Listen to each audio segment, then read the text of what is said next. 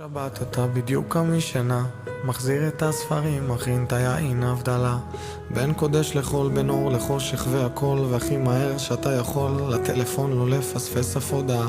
יש את האיש ששולחת הודעות כמעט שנתיים, יש את זאת שמצלמת לו שאין לה מכנסיים, את זאת שמחמיאה ויש את זאת שמגיעה, אתה מחכה לה ויש אותה, היא סיפור אחר, כמו כתם על הגוף, כמו סוד גדול שאתה שומר. היא מוצאת אותך מהרוח, בין הגשמיות לרוח, היא מוסרת את הנפש וקוראת לך חבר.